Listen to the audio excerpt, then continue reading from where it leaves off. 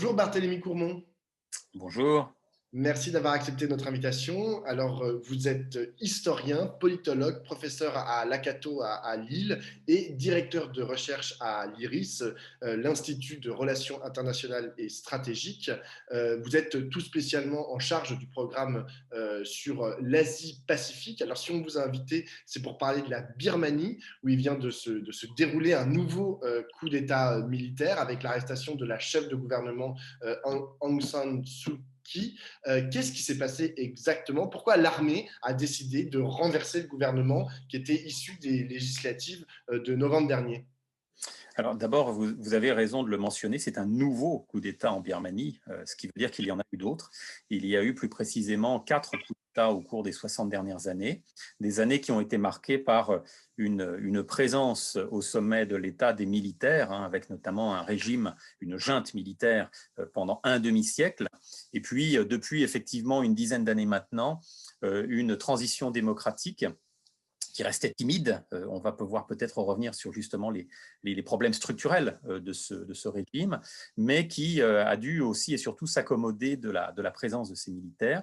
Alors, de manière plus factuelle, effectivement, le coup d'État que nous avons observé hier est le résultat d'une élection qui s'est tenue le 8 novembre dernier, une élection législative, une élection qu'on va qualifier de générale, parce que c'est un système législatif.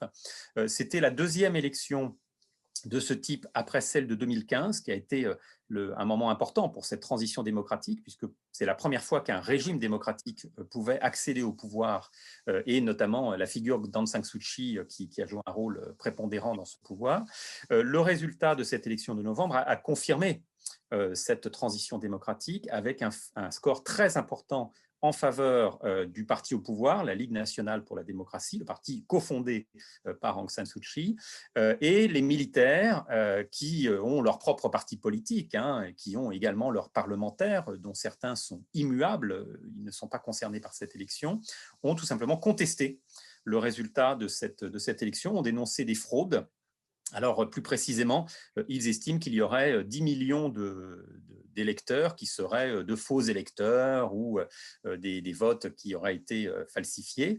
Il n'y a évidemment aucune preuve de ce qu'ils avancent. Ça fait maintenant plusieurs semaines qu'on se base sur des affirmations, mais qui ne sont pas prouvées. Il y avait des observateurs internationaux ou pas du tout? Alors, il y a eu, exactement, c'est ce que je voulais préciser, il y a eu des observateurs internationaux qui étaient présents dans cette élection et qui n'ont pas relevé d'irrégularité à grande échelle. Donc, l'argument des militaires n'a pas été confirmé par d'autres voies. Et d'ailleurs, au cours des derniers jours, on a vu des représentants internationaux, notamment plusieurs ambassadeurs, y compris d'ailleurs l'ambassadeur de France, Christian Lechervy, qui ont publié un communiqué dans lequel ils appellent l'armée à reconnaître le résultat de ce vote de novembre dernier, conscient bien évidemment du risque d'un coup d'État. Et effectivement, on a vu la situation se pourrir un petit peu au cours des dernières semaines, avec le spectre de nouveaux coups d'État être de plus en plus présent, au point qu'on a eu effectivement ce communiqué, il date de vendredi dernier, donc il est très... Et puis on a eu aussi, du côté du parti au pouvoir, un certain nombre de communications, notamment l'une des dernières communications d'Aung San Suu Kyi avant qu'elle ne soit arrêtée, dans laquelle elle invite la population birmane à résister et à tenir le coup, à ne pas se laisser priver de leur démocratie. Et d'une certaine manière, on peut dire que voilà, il n'y a pas eu de grande surprise pour ceux qui connaissent un petit peu ce pays dans ce énième coup d'État, mais c'est évidemment une douche froide compte tenu des avancées que nous avons observées au cours des dernières années. Alors, qu'est-ce qu'elle faisait, Aung San Suu Kyi, pour mériter autant l'ire des militaires birmans? Qu'est-ce qui a décidé que tout d'un coup, ils allaient faire un coup d'État contre elle? Est-ce qu'elle avait décidé, par exemple, de leur enlever certains postes qu'ils pouvaient avoir dans l'administration ou dans le gouvernement? Et surtout, enfin, la deuxième question subsidiaire, c'est qu'est-ce qu'elle n'a pas fait, en fait, depuis qu'elle est au pouvoir? Qu'est-ce qu'elle n'a pas fait et qui fait qu'aujourd'hui, les militaires ont toujours un pouvoir aussi important dans un pays qui pourtant avait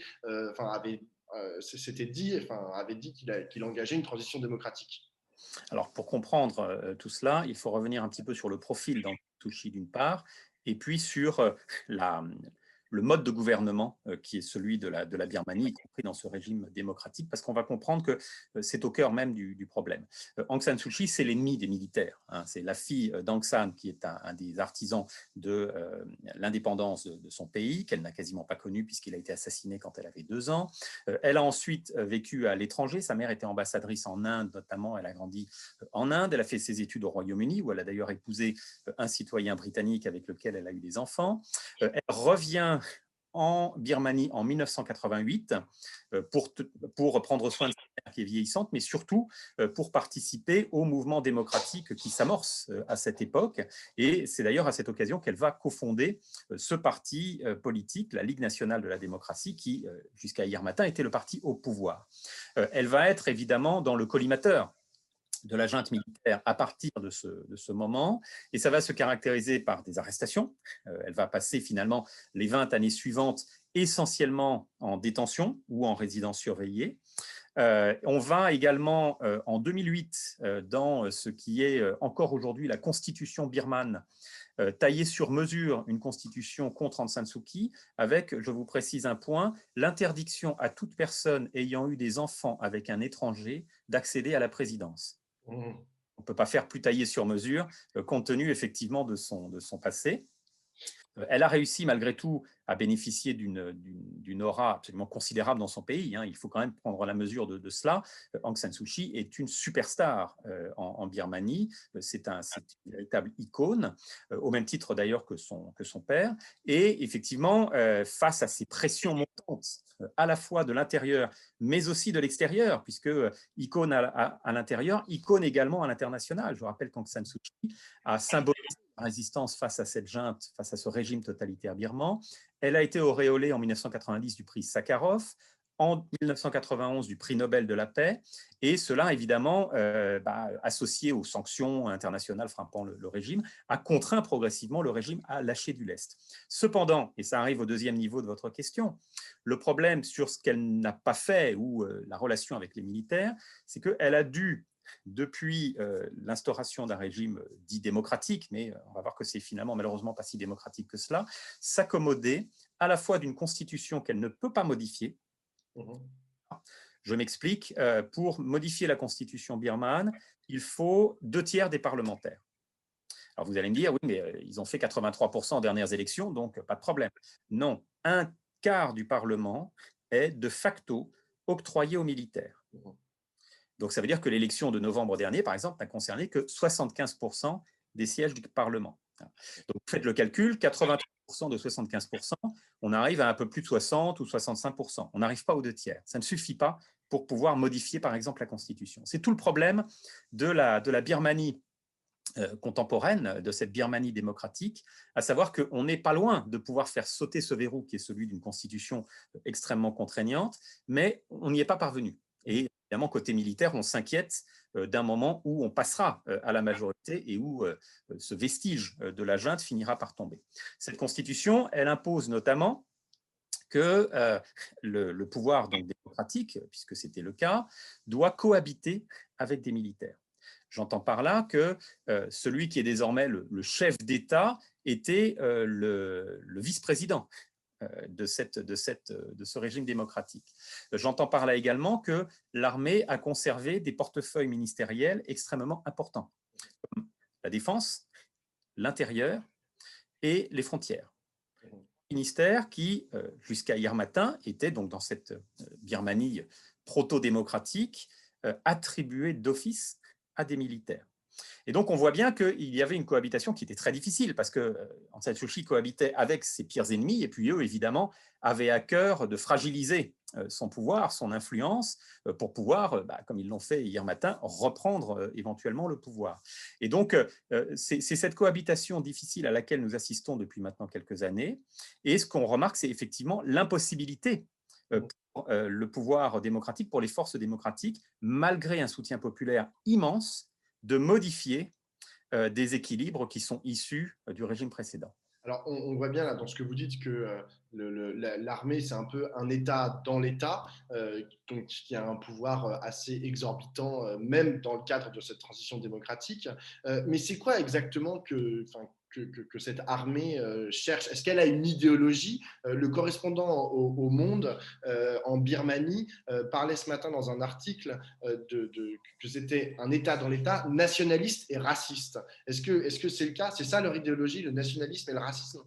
C'est effectivement de cette manière qu'on peut le qualifier, hein. Ce n'est pas un régime qui se revendique du communisme ou d'un fascisme quelconque, hein. Il y a vraiment des spécificités qui sont propres à cette junte, avec effectivement deux impératifs que sont d'une part la volonté de contrôler le pouvoir sans influence extérieure ou avec le moins possible d'influence extérieure. Donc ça, c'est la branche nationaliste, hein, que Bruno Philippe, le correspondant du Monde, exprime justement. Et puis, la dimension raciste, ça nous renvoie évidemment à la mosaïque qu'est la Birmanie, avec une majorité de la population dite Bamar, donc ce groupe majoritaire qui est un petit peu le creuset de la civilisation birmane, on va dire, qui représente environ les 2 tiers de la population. Donc c'est une majorité, mais une majorité qui est évidemment disputée par une multitude de minorités, plus de 100 au total, certaines étant bien organisées avec leurs propres caractéristiques culturelles, linguistiques et même dans certains cas religieuses, hein. Il y a aussi des conflits religieux assez multiples.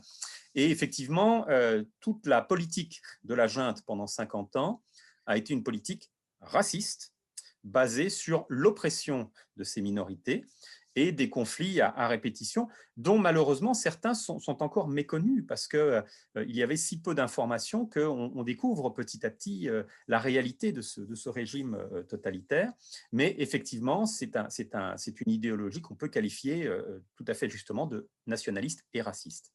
Alors justement, en parlant de racisme, tout à l'heure vous avez parlé d'Aung San Suu Kyi, vous avez raconté voilà, toute sa vie, les différentes étapes de sa vie. Récemment, elle avait été un peu pointée du doigt dans la crise des Rohingyas. Elle avait été accusée notamment de passivité vis-à-vis des massacres à leur rencontre. Est-ce que vous considérez que ça a été orchestré par les militaires pour essayer de ternir l'aura d'Aung San Suu Kyi ou est-ce qu'elle elle a vraiment un peu pris parti en fait à ces massacres? Et est-ce que c'est ça aussi qui l'a fragilisé, même à l'intérieur du pays, et qui leur a permis finalement avant-hier de prendre le pouvoir? Il y a ici 2 niveaux de compréhension qui sont importants. Sur effectivement la position, je dirais presque personnelle d'Aung San Suu Kyi sur les Rohingyas, je pense qu'elle rejoint l'opinion que de très nombreux Birmans ont, à savoir les Rohingyas ne les intéressent pas. Les Rohingyas sont quelque part un peuple étranger. On va voir d'ailleurs d'un point de vue juridique pour quelles raisons ils sont considérés comme tels.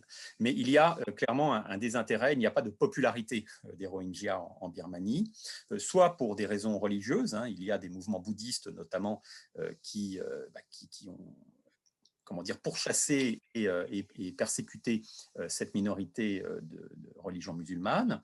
Il y a aussi des raisons qui sont à la fois historiques, hein, le fait qu'il s'agisse d'un peuple originaire du Bangladesh, même si certains sont venus il y a désormais plusieurs siècles, et puis des raisons d'ordre géographique, hein. Il faut connaître la géographie de la Birmanie pour un petit peu saisir cette problématique. L'État d'Arakan dans lequel vivent les Rohingyas est un État qui est très isolé géographiquement du reste de la Birmanie, et il faut attendre d'ailleurs des travaux très récents pour que des liaisons à peu près correcte soit établie avec le reste du territoire birman.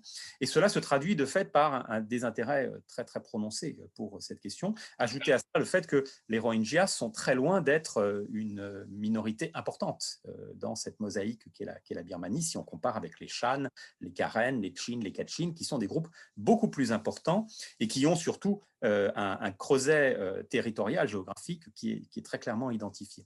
Donc, est-ce que Aung San Suu Kyi n'a pas fait preuve de compassion pour les Rohingyas? Sans aucun doute. Mais effectivement, cela s'explique, même si ça ne s'excuse pas, par la réalité de la Birmanie et la perception birmane dans leur écrasante majorité sur cette question. Est-ce que, donc deuxième niveau de réponse, est-ce que les militaires ont orchestré cela? C'est difficile à établir de manière réelle. Il y a plusieurs thèses qui s'affrontent un petit peu là-dessus, notamment le fait qu'on constate aussi chez les Rohingyas certains groupes radicaux, et que ces groupes radicaux ont eu tout intérêt à allumer la mèche pour attirer l'attention sur leur mouvement et sur les persécutions qui sont, elles, réelles, dont les Rohingyas font l'objet depuis maintenant des décennies. Il y a aussi effectivement du côté des militaires une volonté de déstabiliser le régime. Et je dirais que s'il est difficile de savoir si les militaires ont orchestré cette crise, il est en revanche indéniable qu'ils l'ont instrumentalisée, ils l'ont utilisée pour pouvoir précisément isoler davantage le pouvoir birman et puis le placer devant ses contradictions ou ses limites, tout simplement, à savoir l'incapacité d'apporter de véritables réponses. Et on peut faire effectivement un procès à Aung San Suu Kyi sur la gestion de cette crise, mais je dirais que c'est davantage un procès en incompétence ou en faiblesse qu'un véritable procès d'intention sur lequel on ne dispose pas d'éléments concrets. On sait par ailleurs que les massacres, les persécutions ont été perpétrés par des militaires et que, effectivement, ceux-ci sont placés sous l'autorité des militaires, pas du gouvernement. Et on le découvre d'autant plus aujourd'hui. Et par conséquent, il y a effectivement quelque chose de tout à fait malsain dans cette crise des Rohingyas, à savoir que à prendre la défense des persécutés, ce qui est évidemment tout à fait légitime et normal d'un point de vue humanitaire, la communauté internationale a malheureusement fragilisé un pouvoir. Mais je rappelle par ailleurs que la situation, le sort des Rohingyas n'était pas plus enviable à l'époque de la junte qu'aujourd'hui, même encore moins, et que leur question juridique, qui est tout à fait essentielle, est le résultat de la junte. Les Rohingyas sont aujourd'hui des apatrides, ils sont privés de la citoyenneté birmane, et cela est le résultat d'une loi sur la citoyenneté qui est adoptée en 1982. Donc, à l'époque de la junte birmane, cette loi est toujours en vigueur et de fait, c'est évidemment quelque chose qui va renforcer la persécution de ce groupe qui n'est tout simplement pas identifié comme une population birmane. Alors, vous venez d'en parler justement, la communauté internationale a joué un rôle dans la crise des Rohingyas, mais est-ce qu'aujourd'hui, elle peut jouer un rôle dans ce coup d'État? J'ai vu que Joe Biden avait été très ferme vis-à-vis de ce coup d'État, que beaucoup de chefs d'État à travers le monde ont condamné ce coup d'État. Est-ce que ça peut jouer dans une certaine mesure sur l'évolution de la situation en Birmanie? Et aussi, comment se positionnent les voisins plus directs de la Birmanie, notamment les pays de l'ASEAN? Alors, effectivement, vous faites bien de mentionner les pays de l'ASEAN, puisqu'on va voir que ça va jouer un rôle très important. Sur les démocraties occidentales, je dirais que les réactions sont assez prévisibles, assez normales, assez saines, quelque part. On sait quel a été le régime de la junte pendant un demi-siècle, et la perspective de voir ce pays et ses 54 millions d'habitants replongés dans ce régime impose bien évidemment une condamnation très ferme de ce coup d'État. Est-ce que cela peut se traduire par des actions concrètes, notamment des sanctions, puisque c'est notamment cette hypothèse qui a été soulevée par l'administration Biden. Alors des sanctions bilatérales ou unilatérales, ça évidemment, on peut imaginer l'Union européenne ou les États-Unis adopter un certain nombre de sanctions, avec malheureusement un débat ou des interrogations sur la conséquence de ces sanctions. C'est la population qui souffre des sanctions, pas nécessairement le régime. On le voit malheureusement aussi dans d'autres systèmes. Donc voilà, est-ce que c'est la bonne option? Est-ce que c'est la bonne attitude? C'est difficile de l'évaluer à ce stade. Par ailleurs, sur une vraie isolation, je dirais, à l'international, notamment décidée par le Conseil de sécurité de l'ONU, qui doit d'ailleurs se réunir à ce sujet, eh bien, se pose la question de la participation d'autres acteurs, notamment la Chine. La Chine est un partenaire proche de la Birmanie. Ce partenariat a été considérablement élargi depuis la levée des sanctions, donc depuis que le régime totalitaire a sauté, donc au cours des 10 dernières années. Et la Chine n'a évidemment aucun intérêt aujourd'hui à voir la Birmanie être totalement isolée, être interdite d'échanges internationaux, etc.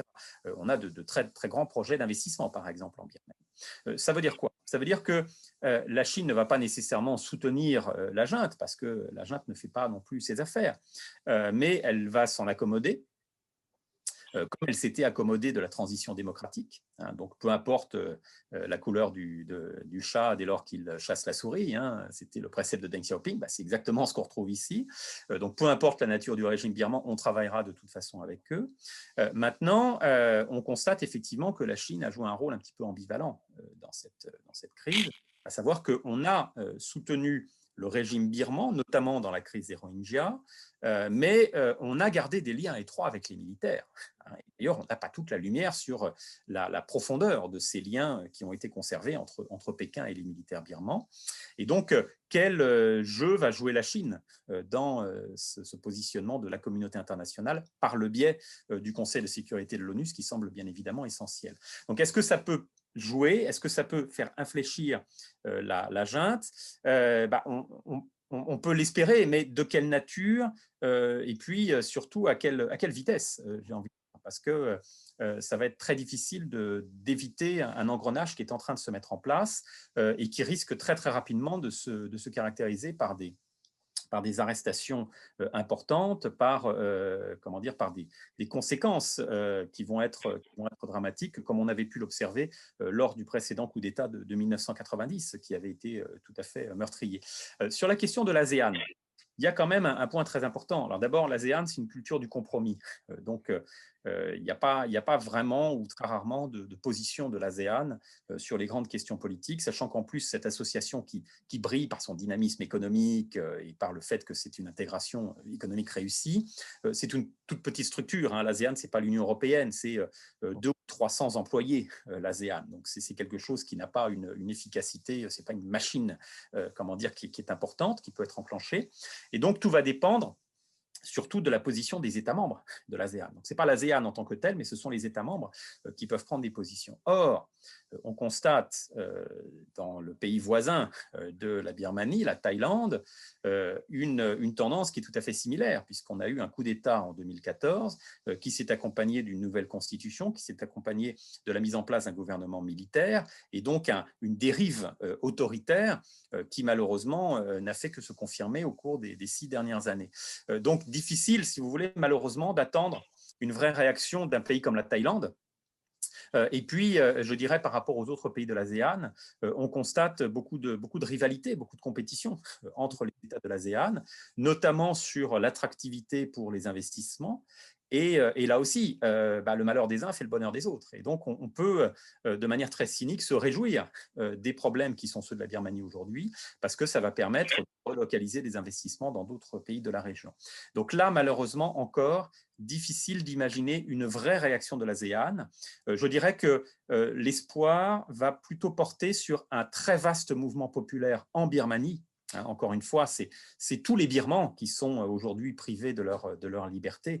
Ce n'est pas une petite partie des Birmans opposés face à une autre partie qui soutiendrait les militaires. Non, il y a vraiment un consensus national sur la volonté de démocratiser les institutions.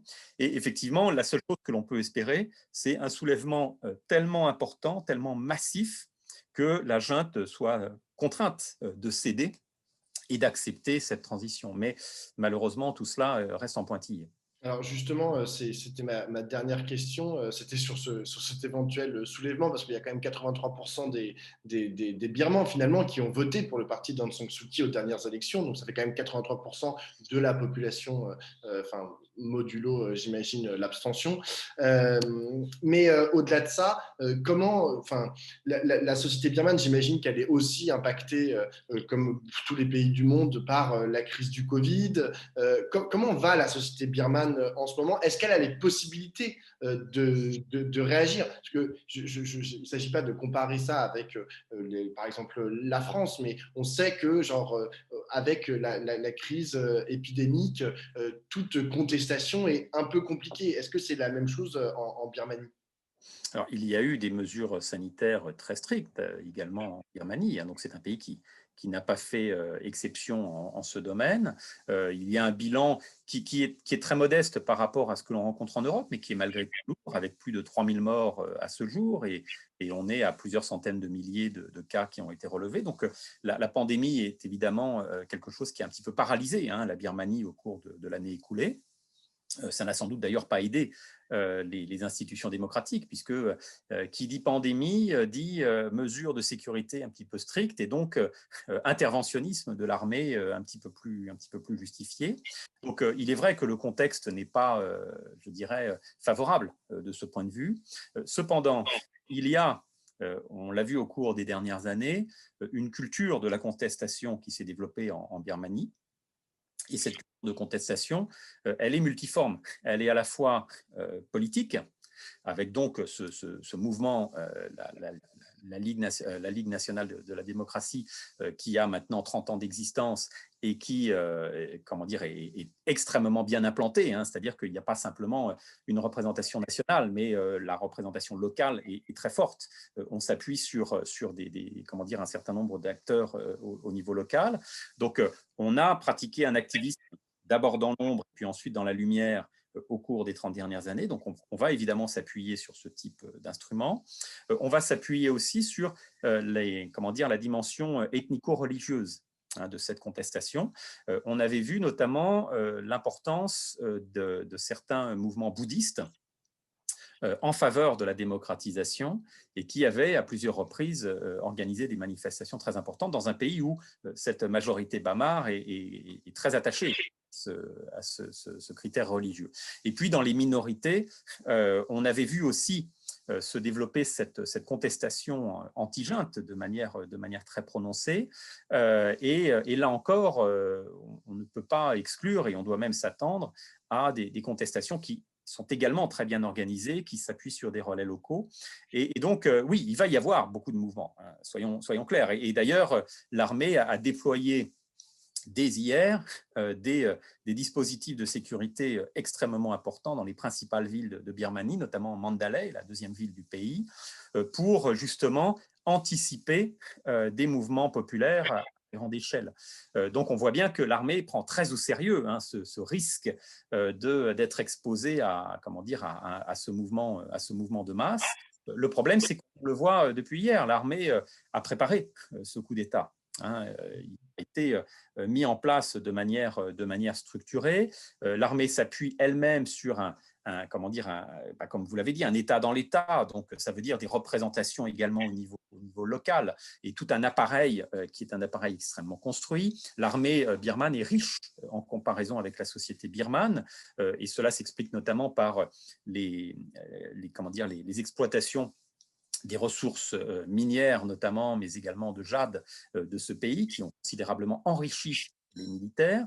Et puis, l'armée a immédiatement pris des dispositions importantes, comme interdire les chaînes de télévision autres que la sienne, comme limiter l'accès à Internet de manière extrêmement drastique. Et puis, on a effectivement aussi, on l'a vu, décapiter la résistance, en arrêtant tout de suite, non seulement Aung San Suu Kyi, mais tous les principaux responsables. Sans doute, on n'a pas d'informations précises là-dessus, mais sans doute tous les députés du Parlement birman ont été arrêtés hier matin.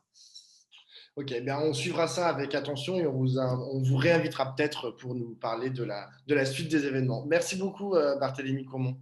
Merci à vous. Bonne journée. Bonne journée.